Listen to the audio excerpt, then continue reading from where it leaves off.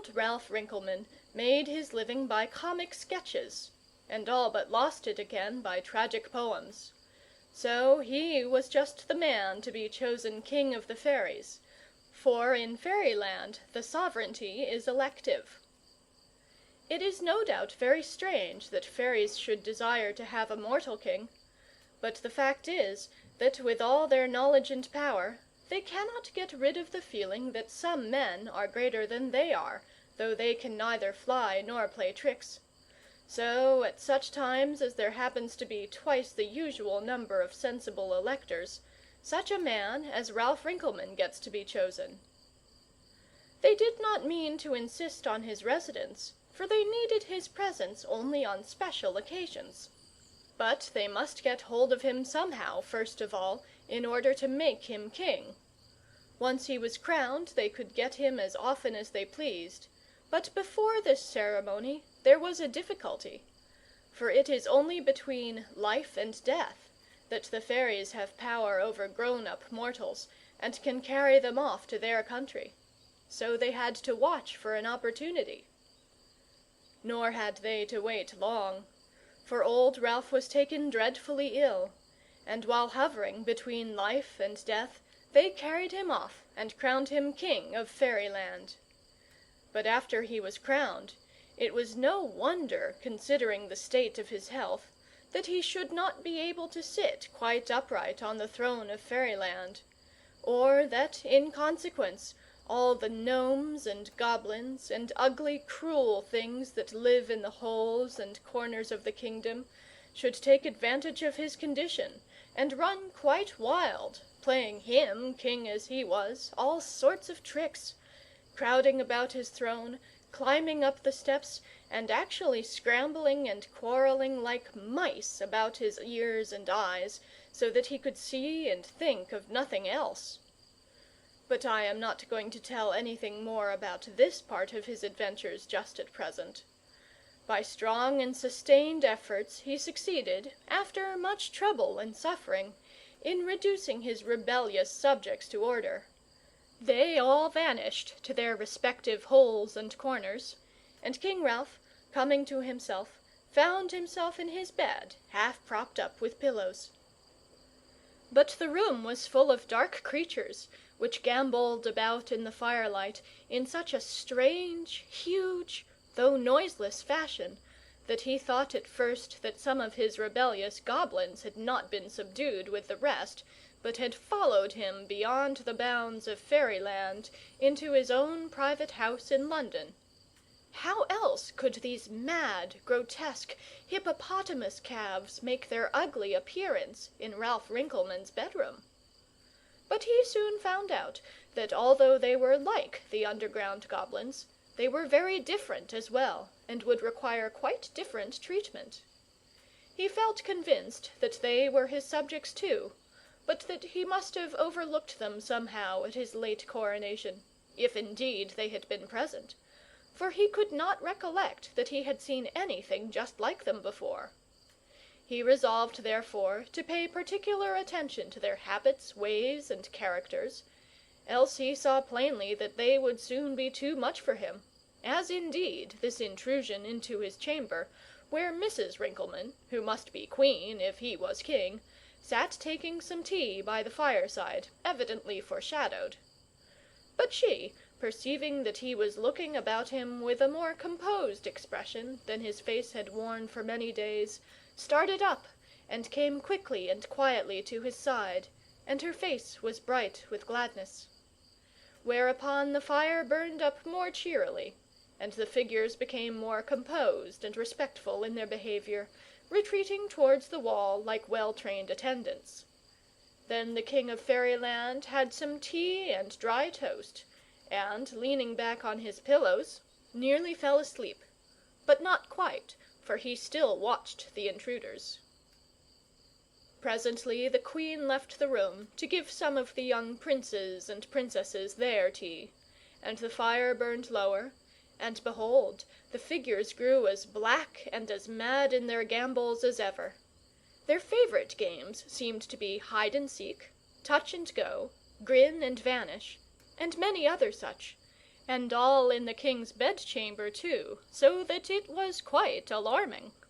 It was almost as bad as if the house had been haunted by certain creatures which shall be nameless in a fairy story, because with them Fairyland will not willingly have much to do.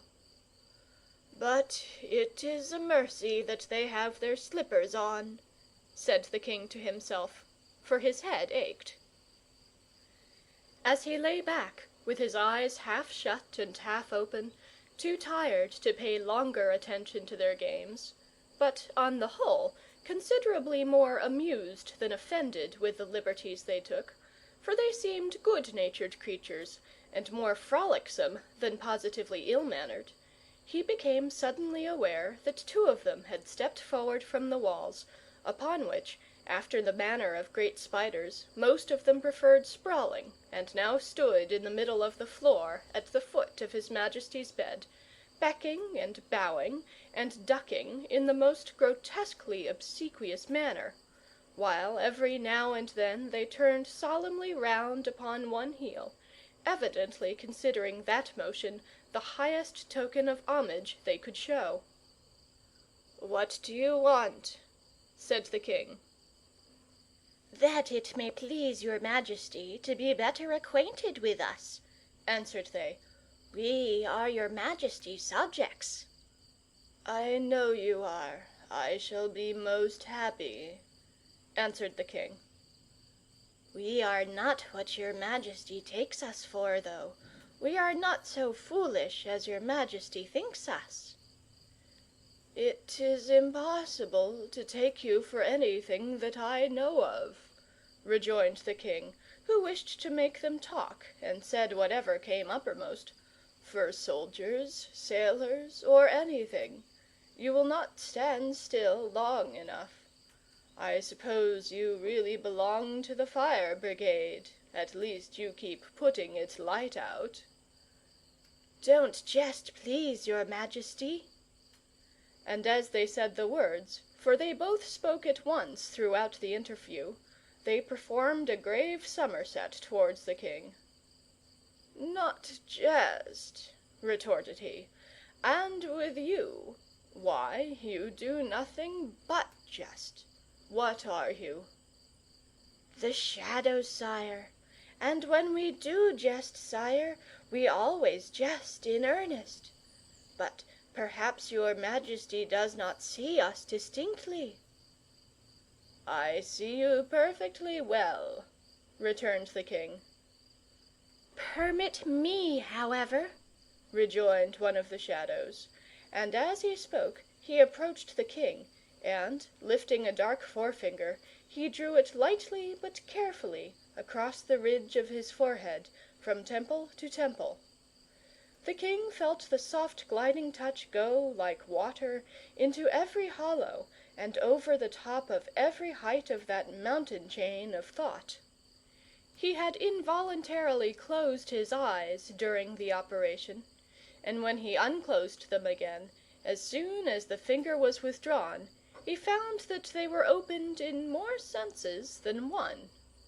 The room appeared to have extended itself on all sides, till he could not exactly see where the walls were, and all about it stood the Shadows, motionless.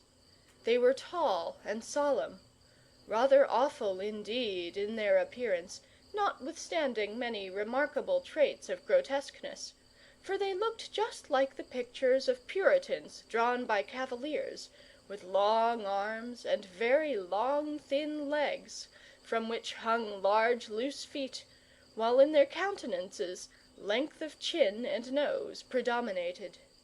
The solemnity of their mien, however, overcame all the oddity of their form, so that they were very eerie indeed to look at, dressed as they all were in funeral black.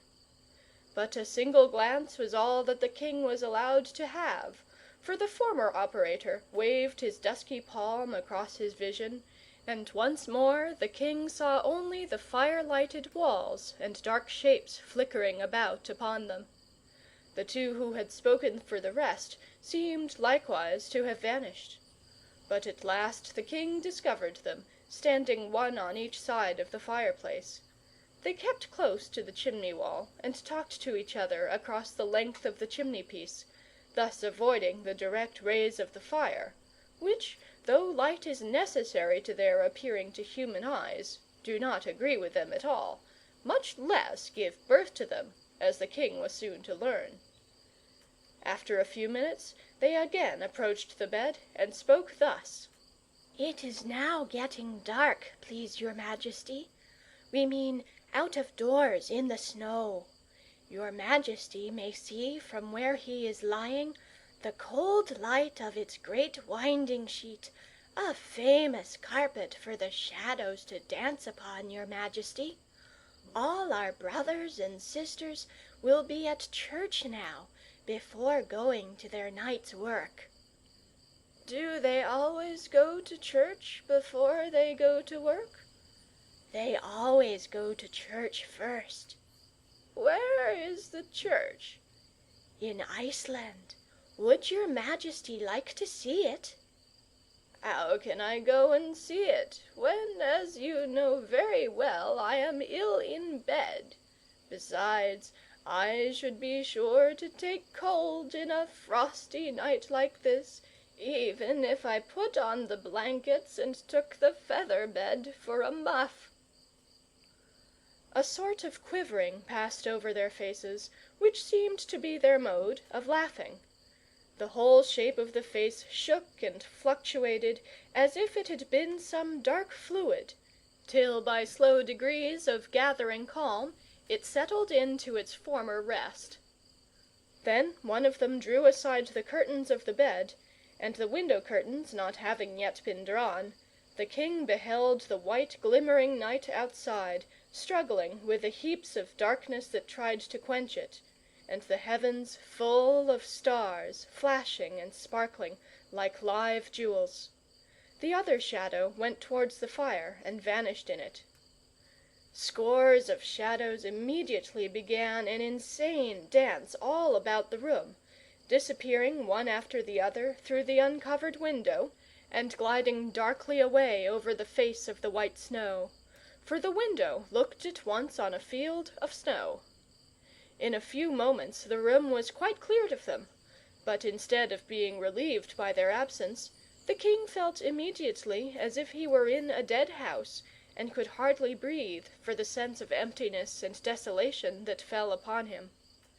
But as he lay looking out on the snow, which stretched blank and wide before him, he spied in the distance a long dark line, which drew nearer and nearer, and showed itself at last to be all the shadows walking in a double row, and carrying in the midst of them something like a bier.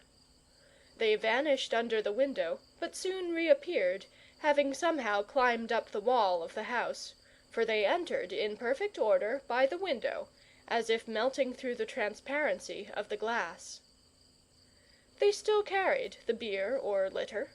It was covered with richest furs, and skins of gorgeous wild beasts, whose eyes were replaced by sapphires and emeralds that glittered and gleamed in the fire and snowlight. The outermost skins sparkled with frost, but the inside ones were soft and warm and dry as the down under a swan's wing.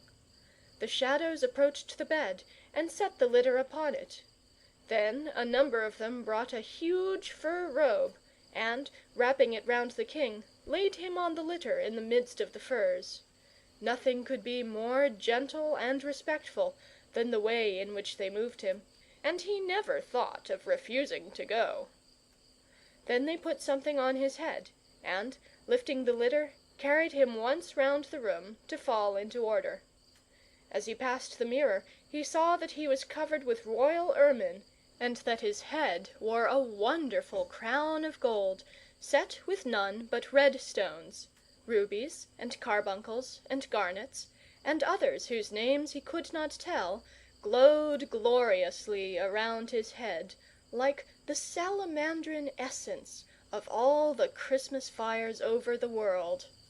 A sceptre lay beside him, a rod of ebony surmounted by a cone-shaped diamond, which, cut in 100 facets, flashed all the hues of the rainbow, and threw coloured gleams on every side, that looked like shadows too, but more ethereal than those that bore him. Then the shadows rose gently to the window, passed through it, and, sinking slowly upon the field of outstretched snow, commenced an orderly gliding rather than march along the frozen surface. They took it by turns to bear the king, as they sped with the swiftness of thought in a straight line towards the north. The pole star rose above their heads with visible rapidity, for indeed they moved quite as fast as sad thoughts, though not with all the speed of happy desires. England and Scotland slid past the litter of the King of the Shadows. Over rivers and lakes they skimmed and glided. They climbed the high mountains and crossed the valleys with a fearless bound, till they came to John o' Groat's house and the northern sea. The sea was not frozen, for all the stars shone as clear out of the deeps below as they shone out of the deeps above, and as the bearers slid along the blue-grey surface, with never a furrow in their track, so pure was the water beneath, that the king saw neither surface, bottom, nor substance to it, and seemed to be gliding only through the blue sphere of heaven, with the stars above him and the stars below him, and between the stars and him nothing but an emptiness, where, for the first time in his life, his soul felt that it had room enough. At length they reached the rocky shores of Iceland. There they landed, still pursuing their journey. All this time the king felt no cold, for the red stones in his crown kept him warm, and the emerald and sapphire eyes of the wild beasts kept the frosts from settling upon his litter. Oftentimes upon their way they had to pass through forests, caverns, and rock-shadowed paths, where it was so dark that at first the king feared he should lose his shadows altogether. But as soon as they entered such places, the diamond in his sceptre began to shine and glow and flash, sending out streams of light of all the colours that the painter's soul could dream of; in which light the shadows grew livelier and stronger than ever, speeding through the dark ways with an all but blinding swiftness. In the light of the diamond, too, some of their forms became more simple and human, while others seemed only to break out into a yet more untamable absurdity. Once, as they passed through a cave, the king actually saw some of their eyes. Strange shadow eyes. He had never seen any of their eyes before. But at the same moment, when he saw their eyes, he knew their faces too, for they turned them full upon him for an instant, and the other shadows, catching sight of these, shrank and shivered and nearly vanished. Lovely faces they were, but the king was very thoughtful after he saw them, and continued rather troubled all the rest of the journey. He could not account for those faces being there, and the faces of shadows, too, with living eyes. But he soon found that amongst the shadows a man must learn never to be surprised at anything, for if he does not, he will soon grow quite stupid in consequence of the endless recurrence of surprises. At last they climbed up the bed of a little stream, and then, passing through a narrow rocky defile, came out suddenly upon the side of a mountain overlooking a blue frozen lake in the very heart of mighty hills. Overhead the aurora borealis was shivering and flashing like a battle of 10,000 spears. Underneath, its beams passed faintly over the blue ice and the sides of the snow-clad mountains, whose tops shot up like huge icicles all about, with here and there a star sparkling on the very tip of one. But as the northern lights in the sky above so wavered and quivered and shot hither and thither, the shadows on the surface of the lake below, now gathering in groups and now shivering asunder, now covering the whole surface of the lake, and anon condensed into one dark knot in the centre. Every here and there on the white mountains might be seen 2 or 3 shooting away towards the tops, to vanish beyond them, so that their number was gradually, though not visibly, diminishing.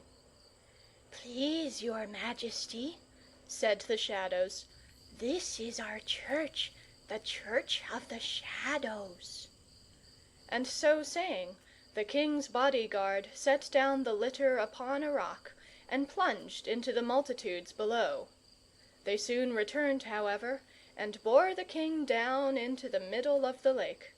All the Shadows came crowding round him, respectfully but fearlessly; and sure never such a grotesque assembly revealed itself before to mortal eyes.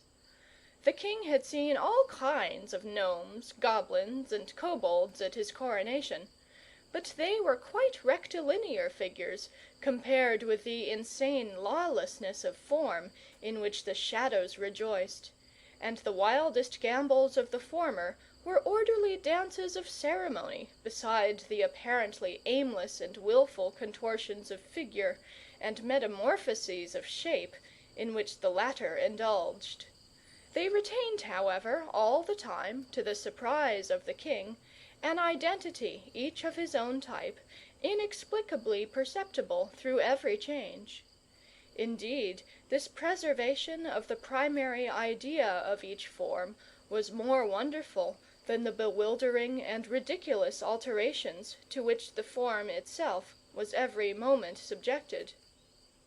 "What are you?"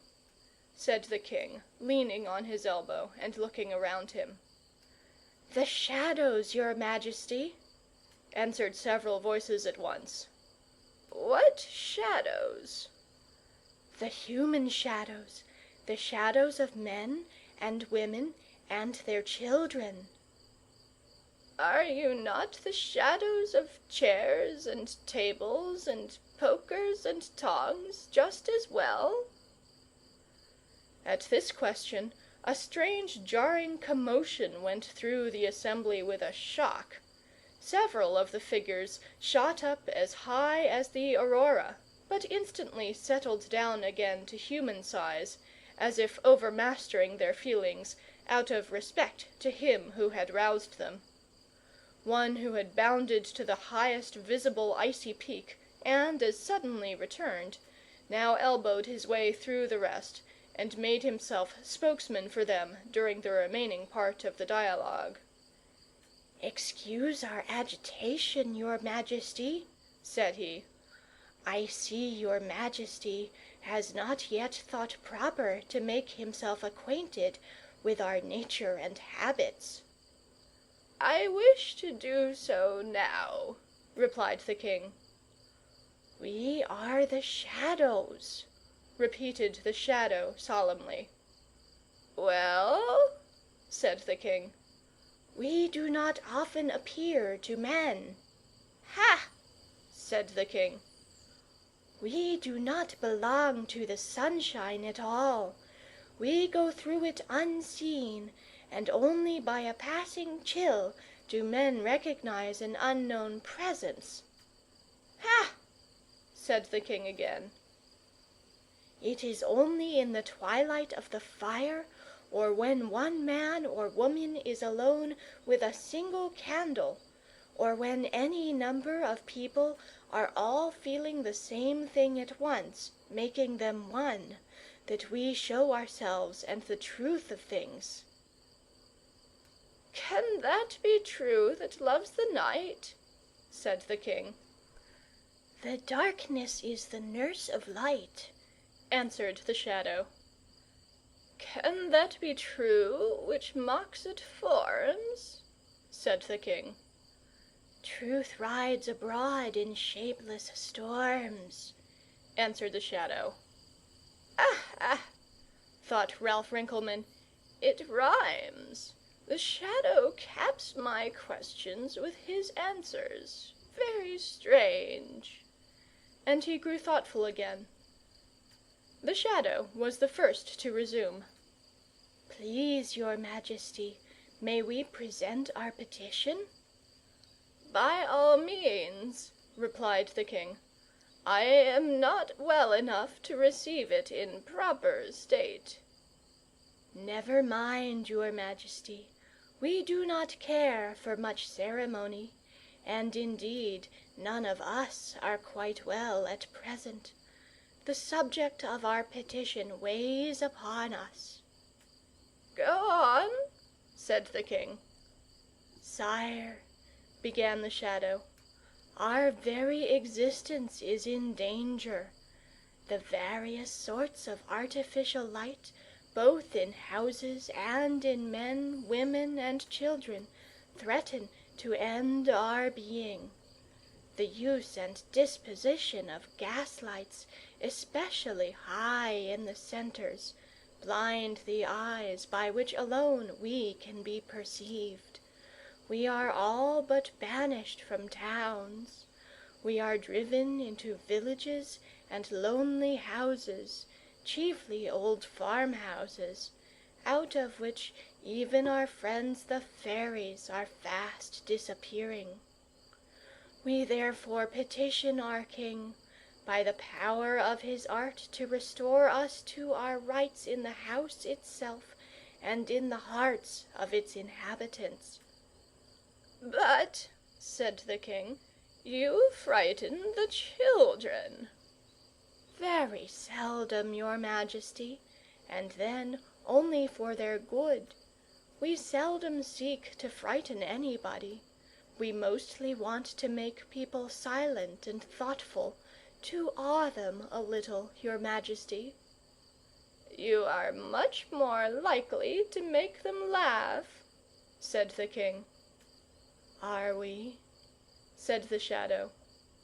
And, approaching the king one step, he stood quite still for a moment.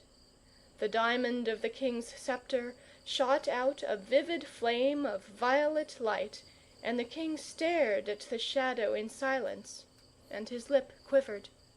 He never told what he saw then, but he would say, "Just fancy what it might be if some flitting thoughts were to persist in staying to be looked at."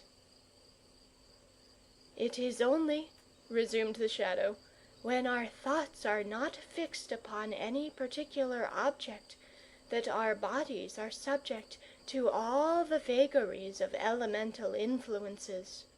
Generally, amongst worldly men and frivolous women, we only attach ourselves to some article of furniture or of dress, and they never doubt that we are mere foolish and vague results of the dashing of the waves of the light against the solid forms of which their houses are full.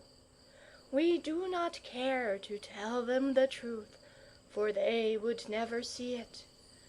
But let the worldly man or the frivolous woman, and then—" At each of the pauses indicated, the mass of shadows throbbed and heaved with emotion, but they soon settled again into comparative stillness. Once more the Shadow addressed himself to speak. But suddenly they all looked up, and the king, following their gaze, saw that the aurora had begun to pale. "The moon is rising," said the Shadow. "As soon as she looks over the mountains into the valley, we must be gone, for we have plenty to do by the moon. We are powerful in her light. But if your Majesty will come here tomorrow night, your Majesty may learn a great deal more about us, and judge for himself whether it be fit to accord our petition. For then will be our grand annual assembly, in which we report to our chiefs the things we have attempted, and the good or bad success we have had." "If you send for me," returned the king, "I will come." Ere the Shadow could reply, the tip of the moon's crescent horn peeped up from behind an icy pinnacle, and one slender ray fell on the lake. It shone upon no shadows. ere the eye of the king could again seek the earth after beholding the first brightness of the moon's resurrection, they had vanished, and the surface of the lake glittered cold and blue in the pale moonlight. There the king lay, alone in the midst of the frozen lake, with the moon staring at him. But at length he heard from somewhere a voice that he knew. "Will you take another cup of tea, dear?" said Mrs. Rinkelmann. And Ralph, coming slowly to himself, found that he was lying in his own bed. "Yes, I will," he answered. "And rather a large piece of toast, if you please, for I have been a long journey since I saw you last." "He has not come to himself quite," said Mrs. Rinkelmann, between her and herself. "You would be rather surprised," continued Ralph, "if I told you where I had been." "I dare say I should," responded his wife. "Then I will tell you," rejoined Ralph. But at that moment a great shadow bounced out of the fire with a single huge leap, and covered the whole room. Then it settled in one corner, and Ralph saw it shaking its fist at him from the end of a preposterous arm. So he took the hint and held his peace. And it was as well for him, for I happen to know something about the shadows too, and I know that if he had told his wife all about it just then, they would not have sent for him the following evening. But as the king, after finishing his tea and toast, lay and looked about him, the shadows dancing in his room seemed to him odder and more inexplicable than ever. The whole chamber was full of mystery. So it generally was, but now it was more mysterious than ever.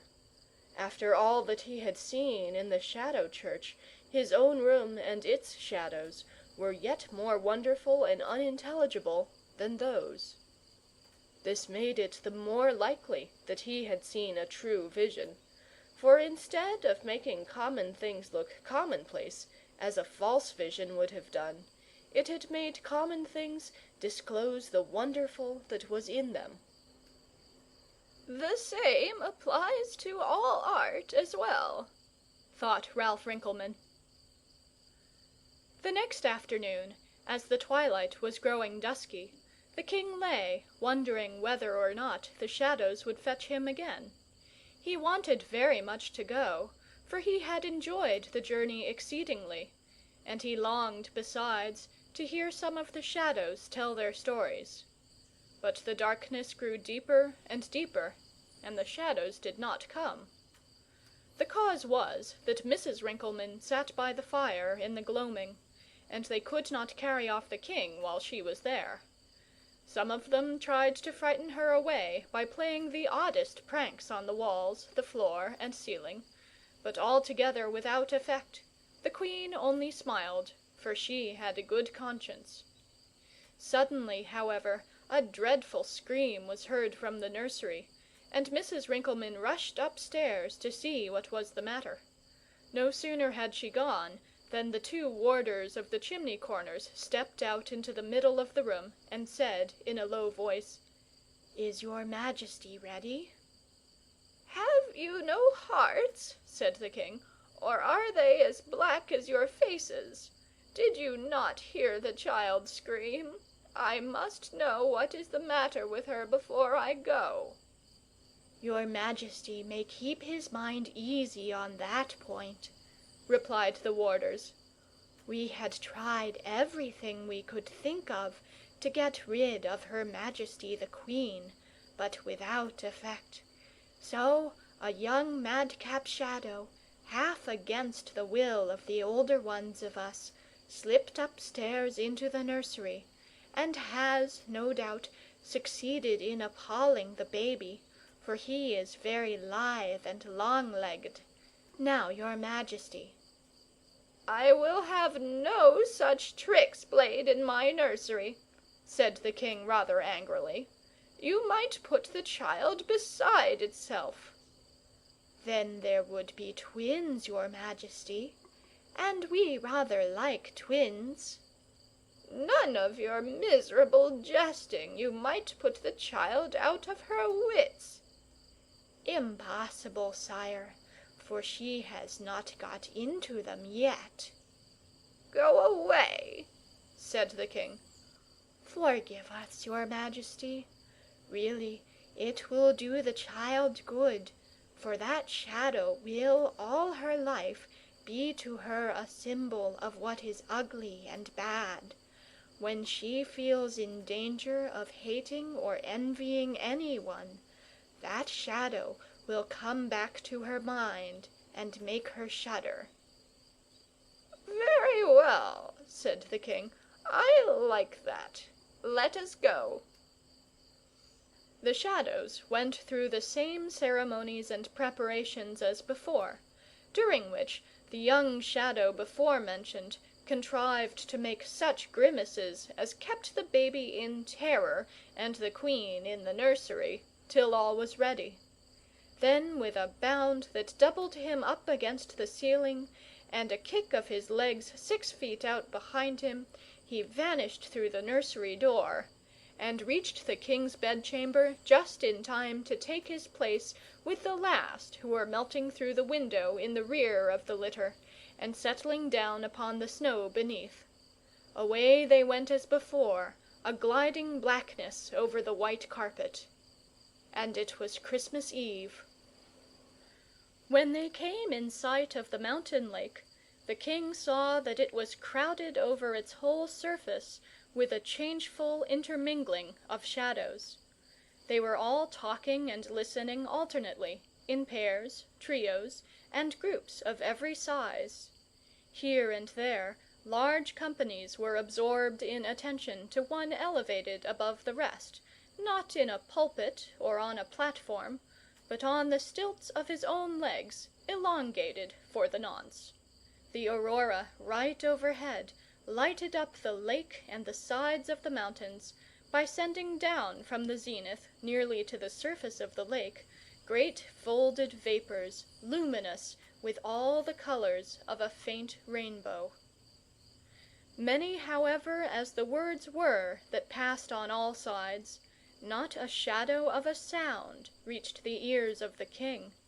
The shadow speech could not enter his corporeal organs.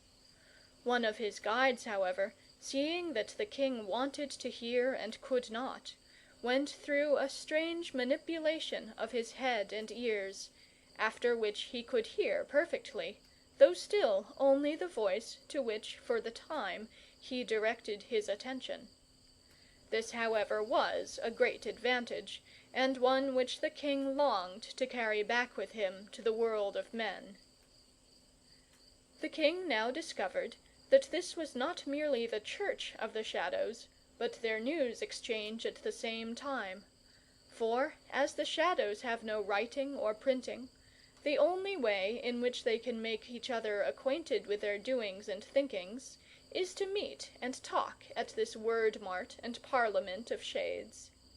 And, as in the world people read their favourite authors and listen to their favourite speakers, so here the Shadows seek their favourite shadows, listen to their adventures, and hear generally what they have to say.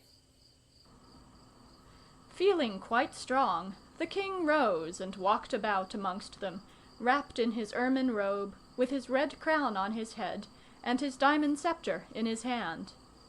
Every group of shadows to which he drew near ceased talking as soon as they saw him approach, but at a nod they went on again directly, conversing and relating and commenting, as if no one was there of other kind or of higher rank than themselves.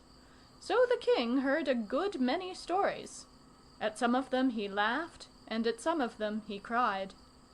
But if the stories that the Shadows told were printed, they would make a book that no publisher could produce fast enough to satisfy the buyers. I will record some of the things that the king heard, for he told them to me soon after. In fact, I was for some time his private secretary. I made him confess before a week was over, said a gloomy old shadow. But what was the good of that? Rejoined a pert young one. That could not undo what was done. Yes, it could. What? Bring the dead back to life? No, but comfort the murderer. I could not bear to see the pitiable misery he was in. He was far happier with the rope around his neck than he was with the purse in his pocket. I saved him from killing himself, too. How did you make him confess? Only by wallowing on the wall a little. How could that make him tell? He knows. The shadow was silent, and the king turned to another, who was preparing to speak. I made a fashionable mother repent. How? Broke from several voices, in whose sound was mingled a touch of incredulity. Only by making a little coffin on the wall, was the reply. Did the fashionable mother confess too? She had nothing more to confess than everybody knew. What did everybody know, then? That she might have been kissing a living child when she followed a dead one to the grave. The next will fare better. I put a stop to a wedding, said another. Horrid shade, remarked a poetic imp. How? Said others. Tell us how. Only by throwing a darkness, as if from the branch of a sconce, over the forehead of a fair girl. They are not married yet, and I do not think they will be. But I loved the youth who loved her. How he started! It was a revelation to him. But did it not deceive him? Quite the contrary. But it was only a shadow from the outside, not a shadow coming through from the soul of the girl. Yes, you may say so, but it was all that was wanted to make the meaning of her forehead manifest. Yes, of her whole face, which had now and then, in the pauses of his passion, perplexed the youth. All of it, curled nostrils, pouting lips, projecting chin, instantly fell into harmony with that darkness between her eyebrows. The youth understood it in a moment and went home miserable. And they're not married yet. I caught a toper alone over his magnum of port, said a very dark shadow, and didn't I give it him? I made delirium tremens first, and then I settled into a funeral, passing slowly along the length of the opposite wall. I gave him plenty of plumes and mourning coaches, and then I gave him a funeral service, but I could not manage to make the surplice white, which was all the better for such a sinner.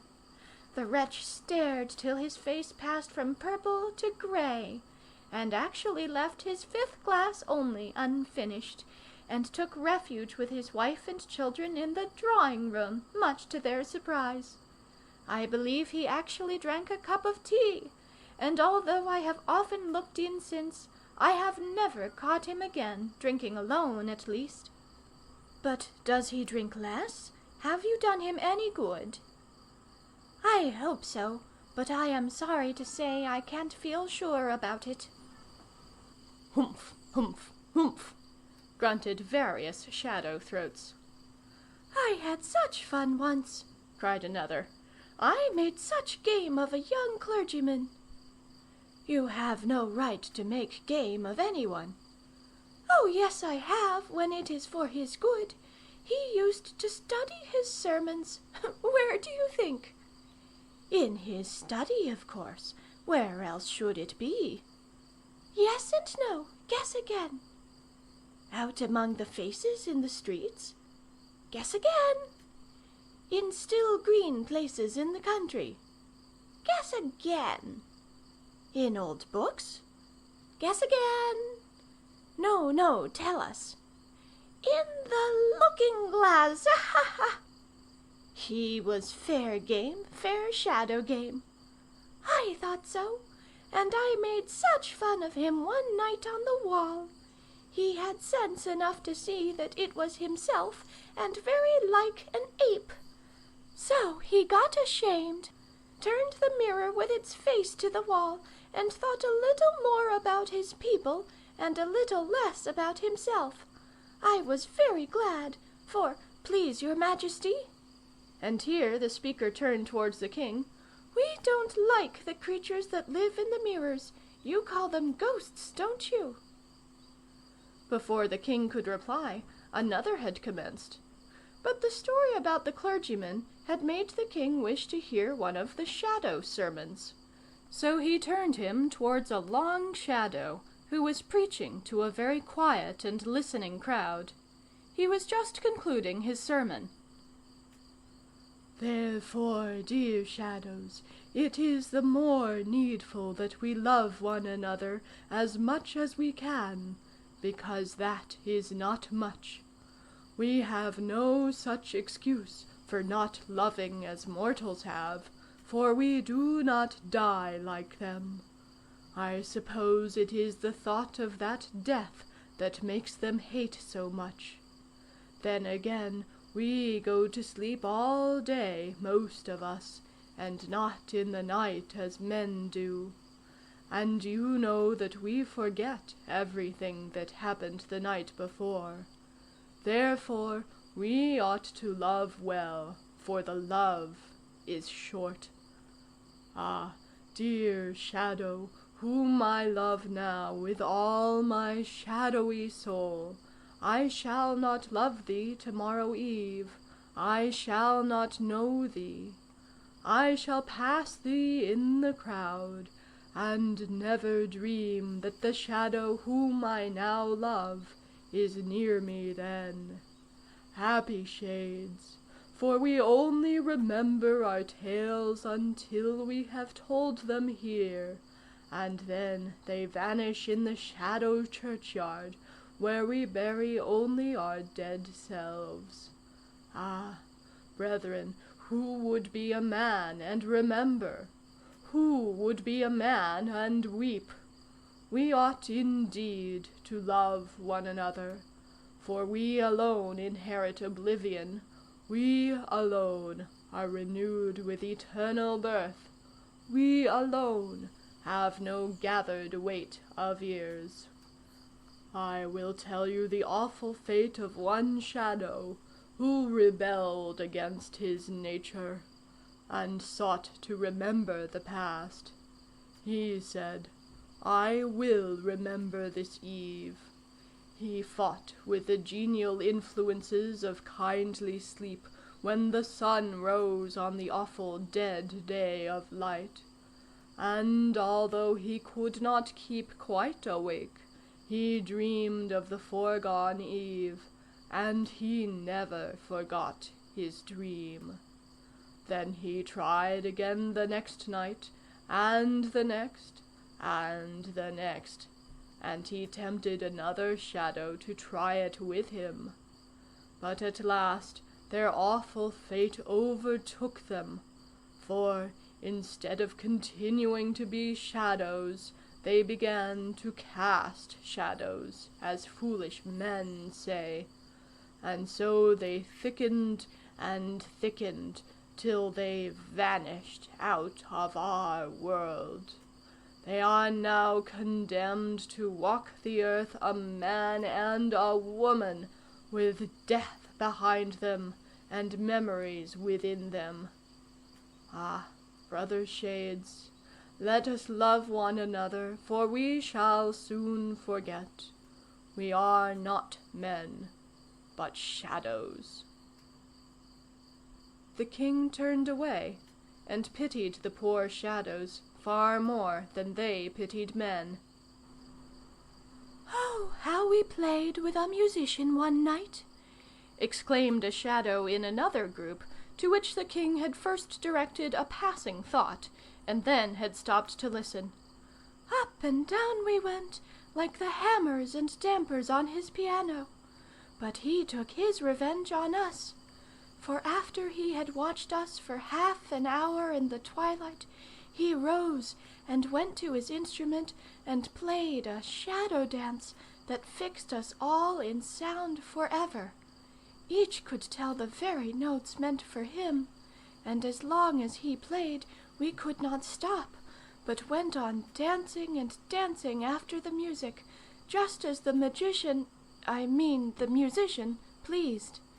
And he punished us well, for he nearly danced us all off our legs and out of shape into tired heaps of collapsed and palpitating darkness. We won't go near him for some time again, if we can only remember it. He had been very miserable all day, he was so poor, and we could not think of any way of comforting him except making him laugh.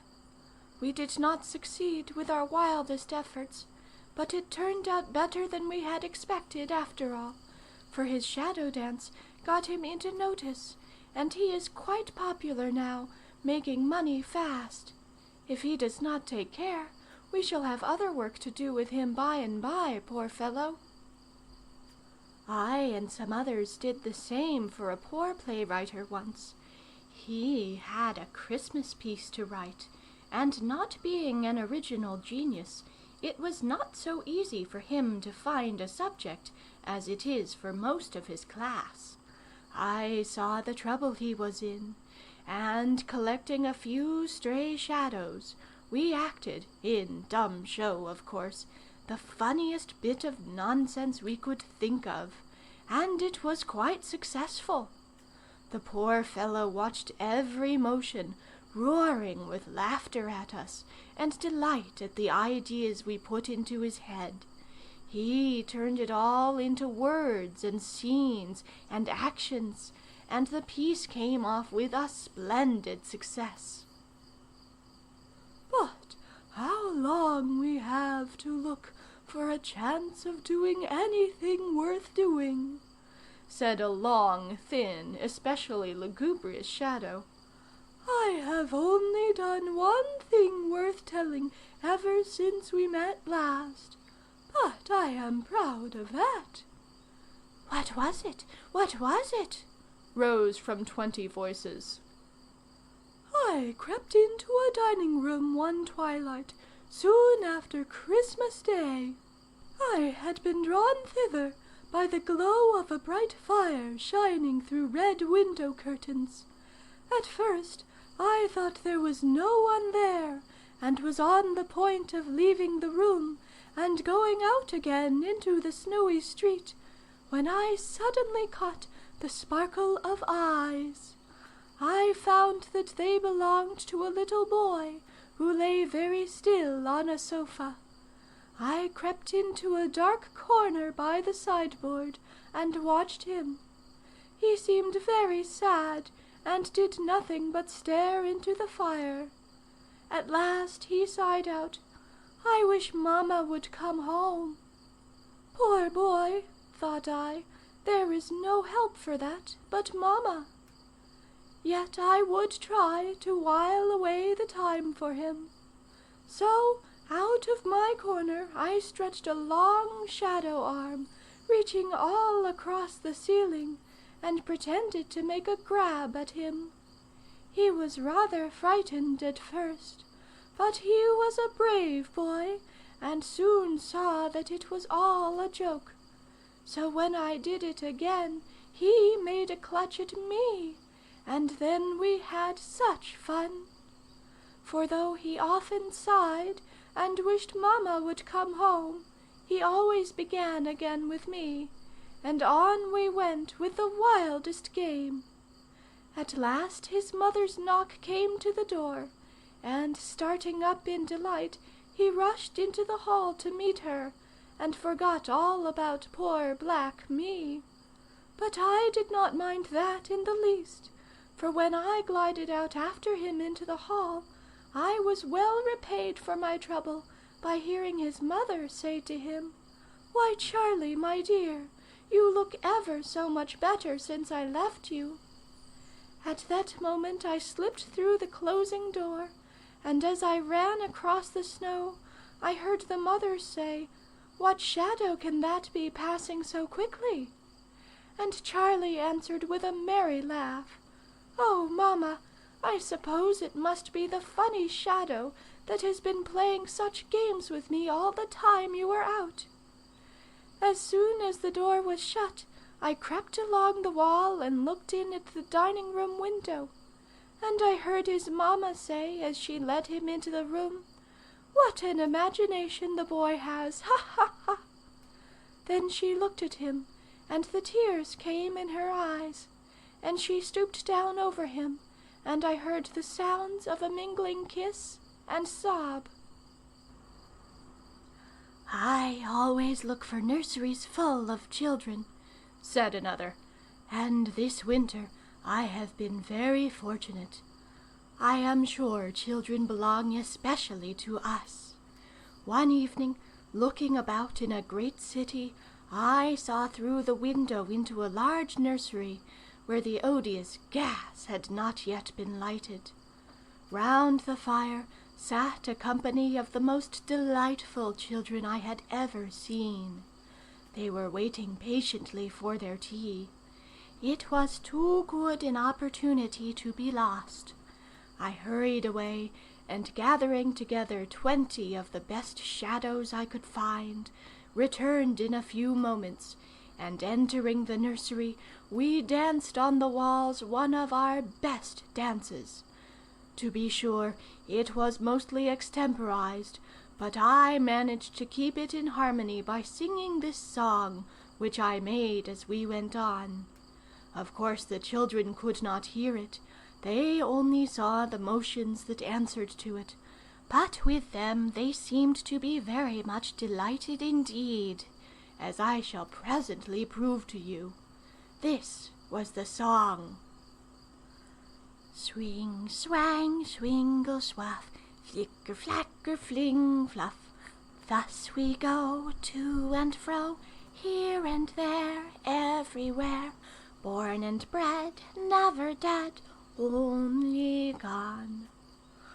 On, come on, looming, glooming, spreading, fuming, shattering, scattering, parting, darting, settling, starting, all our life is a strife, and a wearying for rest on the darkness' friendly breast. Joining, splitting, rising, sitting, laughing, shaking, sides all aching, grumbling, grim and gruff, swingle, swangle, swaff. Now a knot of darkness, now dissolved gloom, now a pall of blackness, hiding all the room. Flicker, flacker, fluff, black and black enough. Dancing now like demons, lying like the dead. Gladly would we stop it and go down to bed. But our work we still must do, shadow men as well as you. Rooting, rising, shooting, heaving, sinking, creeping, hid in corners crooning, splitting, poking, leaping, gathering, towering, swooning. When we're lurking, yet we're working, for our labor we must do, shadow men as well as you. Flicker, flacker, fling, fluff, swing, swang, swingle, swaff." "How thick the shadows are," said one of the children, a thoughtful little girl. "I wonder where they come from," said a dreamy little boy. "I think they grow out of the wall," answered the little girl, "for I have been watching them come, first one, and then another, and then a whole lot of them. I am sure they grow out of the walls." "Perhaps they have papas and mammas," said an older boy with a smile. "Yes, yes, and the doctor brings them in his pocket," said another, a consequential little maiden. "No, I'll tell you," said the older boy. "They're ghosts." but ghosts are white." "Oh, but these have got black coming down the chimney." "No," said a curious-looking, white-faced boy of 14, who had been reading by the firelight, and had stopped to hear the little ones talk. "They're body ghosts. They're not soul ghosts." A silence followed, broken by the first, the dreamy-eyed boy, who said, "I hope they didn't make me," at which they all burst out laughing.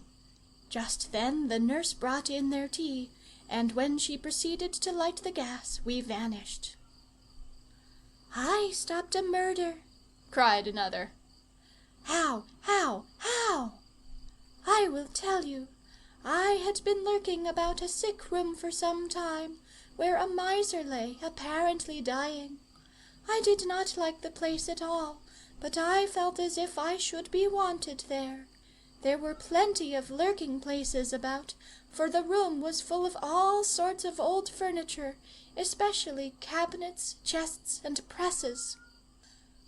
I believe he had in that room every bit of the property he had spent a long life in gathering. I found that he had gold and gold in those places, for one night, when his nurse was away, he crept out of bed, mumbling and shaking, and managed to open one of the chests, though he nearly fell down with the effort. I was peeping over his shoulder, and such a gleam of gold fell upon me that it nearly killed me. But hearing his nurse coming, he slammed the lid down, and I recovered. I tried very hard, but I could not do him any good, for although I made all sorts of shapes on the walls and ceilings, representing evil deeds that he had done, of which there were plenty to choose from, I could make no shapes on his brain or conscience. He had no eyes for anything but gold, and it so happened that his nurse had neither eyes nor heart for anything else either. One day, as she was seated beside his bed, but where he could not see her, stirring some gruel in a basin to cool it for him, I saw her take a little phial from her bosom, and I knew by the expression of her face both what it was and what she was going to do with it. Fortunately, the cork was a little hard to get out, and this gave me one moment to think. The room was so crowded with all sorts of things that although there were no curtains on the four-post bed to hide from the miser the sight of his precious treasures, there was yet but one small part of the ceiling suitable for casting myself upon in the shape I wished to assume, and this spot was hard to reach. But having discovered that upon this very place lay a dull gleam of firelight thrown from a strange old dusty mirror that stood away in some corner, I got in front of the fire, spied where the mirror was, threw myself upon it, and bounded from its face upon the oval pool of dim light on the ceiling, assuming, as I passed, the shape of an old stooping hag, who poured something from a phial into a basin. I made the handle of the spoon with my own nose, ha ha!" And the shadow hand caressed the shadow tip of the shadow nose, before the shadow tongue resumed. "The old miser saw me. He would not taste the gruel that night, although his nurse coaxed and scolded, till they were both weary. She pretended to taste it herself, and to think it very good, but at last retired into a corner, and, after making as if she were eating it, took good care to pour it all out into the ashes." "But she must either succeed or starve him at last," interposed a shadow. "I will tell you." "And," interposed a third, "he was not worth saving." "He might repent," suggested a third who was more benevolent. "No chance of that," returned the former. "Misers never do. The love of money has less in it to cure itself than any other wickedness into which wretched men can fall. What a mercy it is to be born a shadow! Wickedness does not stick to us. What do we care for gold? Rubbish!" Amen, amen, amen, came from 100 shadow voices. You should have let her murder him, and so you would have been quit of him. And besides, how was he to escape at last? He could never get rid of her, you know. I was going to tell you, resumed the narrator, only you had so many shadow remarks to make that you would not let me. Go on, go on. There was a little grandchild who used to come and see him sometimes, the only creature the miser cared for. Her mother was his daughter, but the old man would never see her, because she had married against his will. Her husband was now dead, but he had not forgiven her yet. After the shadow he had seen, however, he said to himself, as he lay awake that night, I saw the words on his face, how shall I get rid of that old devil? If I don't eat, I shall die, and if I do eat, I shall be poisoned. I wish little Mary would come. Ah, her mother would never have served me so. He lay awake, thinking such things over and over again all night long, and I stood watching him from a dark corner till the dayspring came and shook me out. When I came back next night, the room was tidy and clean. His own daughter, a sad-faced but beautiful woman, sat by his bedside, and little Mary was curled up on the floor by the fire, imitating us by making queer shadows on the ceiling with her twisted hands. But she could not think how ever they got there. And no wonder, for I helped her to some very unaccountable ones. I have a story about a granddaughter, too, said another, the moment that speaker ceased. Tell it, tell it. Last Christmas Day, he began, I and a troop of us set out in the twilight to find some house where we could all have something to do, for we had made up our minds to act together. We tried several, but found objections to them all. At last we espied a large, lonely country house, and hastening to it, we found great preparations making for the Christmas dinner. We rushed into it, scampered all over it, and made up our minds in a moment that it would do. We amused ourselves in the nursery first, where there were several children being dressed for dinner. We generally do go to the nursery first, your Majesty. This time we were especially charmed with a little girl about 5 years old, who clapped her hands and danced about with delight at the antics we performed, and we said we would do something for her if we had a chance. The company began to arrive, and at every arrival we rushed to the hall and cut wonderful capers of welcome. Between times we scudded away to see how the dressing went on. One girl about 18 was delightful. She dressed herself as if she did not care much about it, but could not help doing it prettily. When she took her last look at the phantom in the glass, she half smiled to it. But we do not like those creatures that come into the mirrors at all, your Majesty. We don't understand them. They are dreadful to us.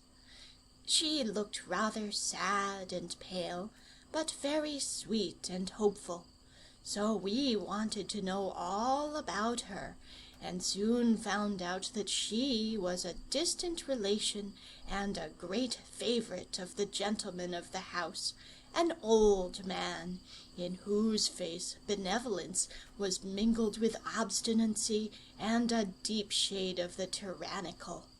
We could not admire him much, but we would not make up our minds all at once. Shadows never do. The dinner bell rang, and down we hurried. The children all looked happy, and we were merry. But there was one cross fellow among the servants, and didn't we plague him, and didn't we get fun out of him? When he was bringing up dishes, we lay in wait for him at every corner, and sprang upon him from the floor, and from over the banisters, and down from the cornices.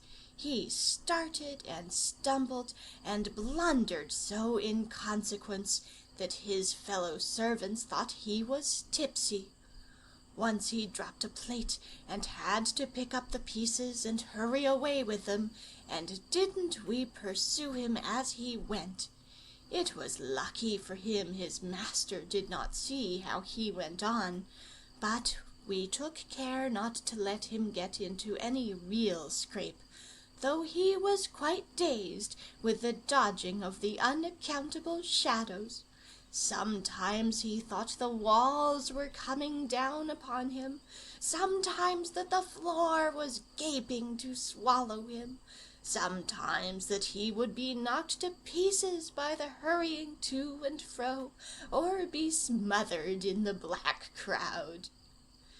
When the blazing plum pudding was carried in, we made a perfect shadow carnival about it, dancing and mumming in the blue flames like mad demons, and how the children screamed with delight. The old gentleman, who was very fond of children, was laughing his heartiest laugh, when a loud knock came to the hall door. The fair maiden started, turned paler, and then red as the Christmas fire. I saw it, and flung my hands across her face. She was very glad, and I know she said in her heart, "You kind shadow," which paid me well. Then I followed the rest into the hall, and found there a jolly, handsome, brown-faced sailor, evidently a son of the house. The old man received him with tears in his eyes, and the children with shouts of joy. The maiden escaped in the confusion, just in time to save herself from fainting. We crowded about the lamp to hide her retreat, and nearly put it out, and the butler could not get it to burn up before she had glided into her place again, relieved to find the room so dark. The sailor only had seen her go, and now he sat down beside her, and without a word got hold of her hand in the gloom. When we all scattered to the walls and the corners, and the lamp blazed up again, he let her hand go. During the rest of the dinner, the old man watched the two, and saw that there was something between them, and was very angry. For he was an important man in his own estimation, and they had never consulted him. The fact was, they had never known their own minds till the sailor had gone upon his last voyage, and had learned each other's only this moment. We found out all this by watching them, and then talking together about it afterwards. The old gentleman saw, too, that his favorite, who was under such obligation to him for loving her so much, loved his son better than him, and he grew by degrees so jealous that he overshadowed the whole table with his morose looks and short answers. That kind of shadowing is very different from ours, and the Christmas dessert grew so gloomy that we shadows could not bear it, and were delighted when the ladies rose to go to the drawing-room. The gentlemen would not stay behind the ladies, even for the sake of the well-known wine. So the moody host, notwithstanding his hospitality, was left alone at the table in the great silent room. We followed the company upstairs to the drawing-room, and thence to the nursery for snapdragon. But while they were busy with this most shadowy of games, nearly all the shadows crept downstairs again to the dining room, where the old man still sat, gnawing the bone of his own selfishness. They crowded into the room, and by using every kind of expansion, blowing themselves out like soap bubbles, they succeeded in heaping up the whole room with shade upon shade.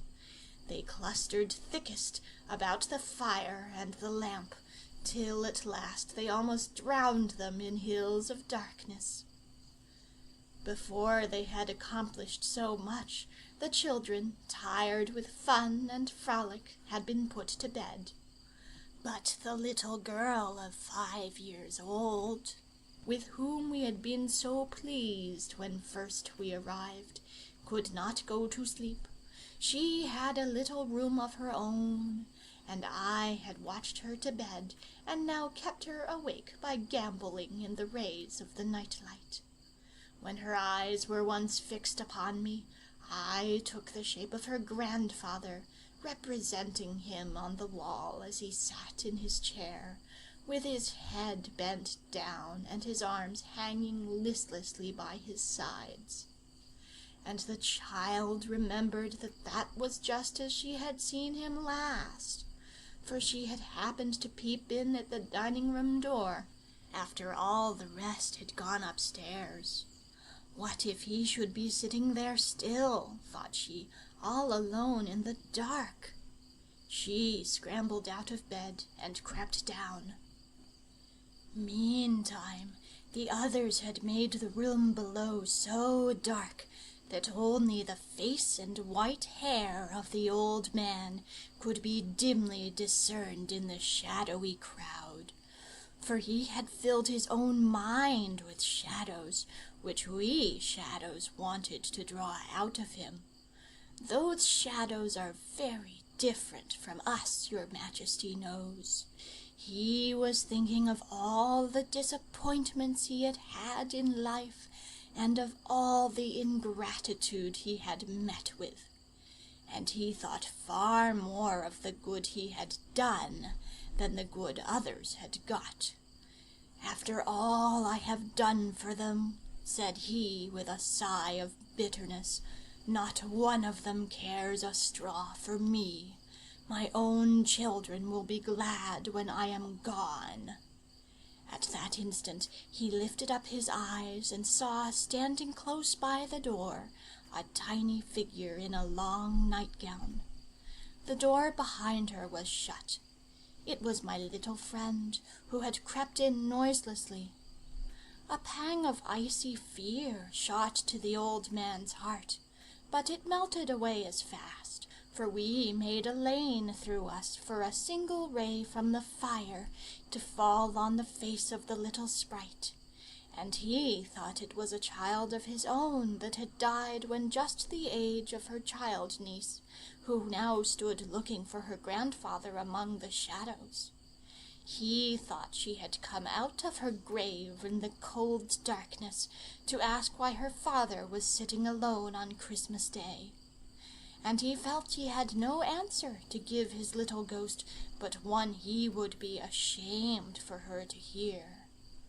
But his grandchild saw him now, and walked up to him with a childish stateliness, stumbling once or twice on what seemed her long shroud. Pushing up through the crowded shadows, she reached him, climbed upon his knee, laid her little long-haired head on his shoulders, and said, "Grandpa, you goomy?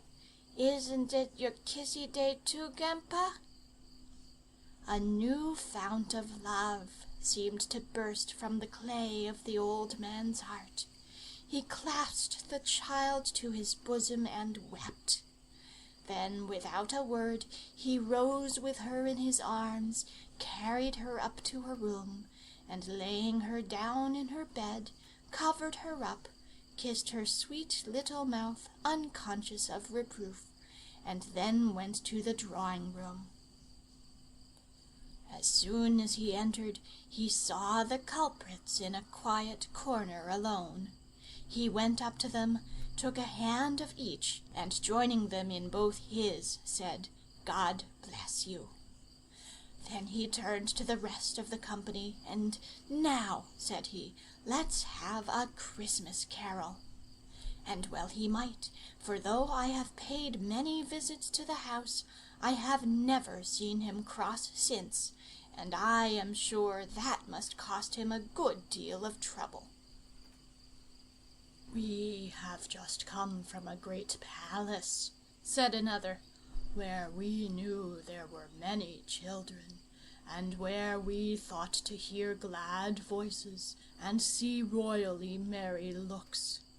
But as soon as we entered, we became aware that one mighty shadow shrouded the whole, and that shadow deepened and deepened, till it gathered in darkness about the reposing form of a wise prince. When we saw him, we could move no more, but clung heavily to the walls, and by our stillness added to the sorrow of the hour. And when we saw the mother of her people weeping with bowed head for the loss of him in whom she had trusted, we were seized with such a longing to be shadows no more, but winged angels, which are the white shadows cast in heaven from the light of light, so as to gather around her and hover over her with comforting, that we vanished from the walls and found ourselves floating high above the towers of the palace, where we met the angels on their way, and knew that our service was not needed."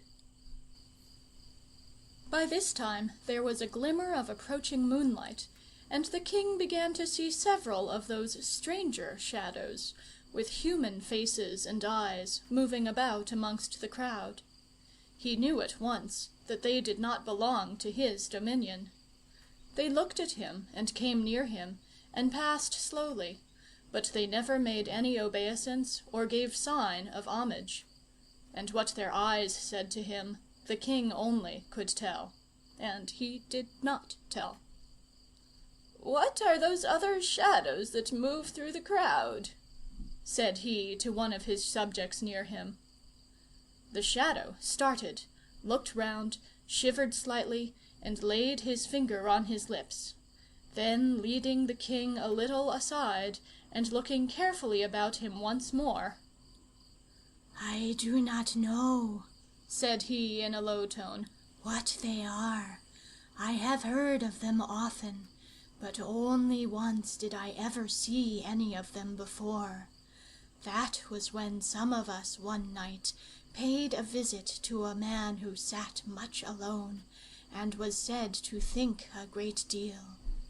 We saw two of those sitting in the room with him, and he was as pale as they were. We could not cross the threshold, but shivered and shook, and felt ready to melt away. Is not your Majesty afraid of them too?" But the king made no answer, and before he could speak again, the moon had climbed above the mighty pillars of the Church of the Shadows, and looked in at the great window of the sky. The shapes had all vanished, and the king, again lifting up his eyes, saw but the walls of his own chamber, on which flickered the shadow of a little child. He looked down, and there, sitting on a stool by the fire, he saw one of his own little ones, waiting to say good night to his father and go to bed early, that he might rise early too, and be very good and happy all Christmas Day. And Ralph Rinkelmann rejoiced that he was a man and not a shadow.